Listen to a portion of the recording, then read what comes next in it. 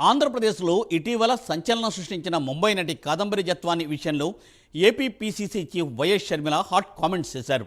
ఉన్నత కుటుంబానికి చెందిన మహిళని ఇక్కడ తీసుకొచ్చి అరెస్ట్ చేయడం దుర్మార్గమని పేర్కొన్నారు షర్మిల. జగన్కు తెలియకుండానే ఐఏఎస్, ఐపీఎస్లు కాదంబరి జత్వాలను అరెస్ట్ చేశారా అంటూ ఆమె ప్రశ్నించారు. కాదంబరి జత్వాలను ఎలా కట్టడి చేయాలో సజ్జన్ జిందాల్, జగన్ ప్లాన్ చేశారు.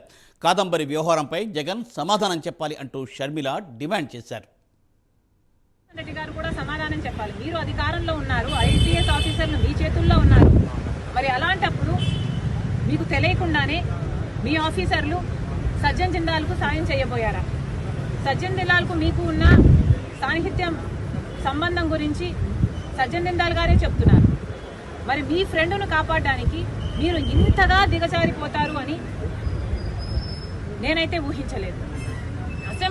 అసెంబ్లీలో నిలబడి జగన్మోహన్ రెడ్డి గారు చెప్పిన మాట, నాకు 2 కూతుర్లు ఉన్నారు, వాళ్ళకు అన్యాయం జరిగితే ఎలా ఉంటుందో నాకు తెలుసు అని చెప్పిన వాడు పక్కన ఇంకొక ఆడబిడ్డకు అన్యాయం జరుగుతుంటే, తన హక్కుల కోసం కొట్లాడుతుంటే తప్పుడు కేసు పెట్టించి ఒక ఫోర్జరీ కేసు కోసం ఆలోచన చేయండి. ఎవరైనా ఒక ఫోర్జరీ కేసు కోసం 15 మంది ఐపీఎస్ ఆఫీసర్లు అంతవరకు వెళ్ళి అరెస్ట్ చేసి తీసుకొస్తారా?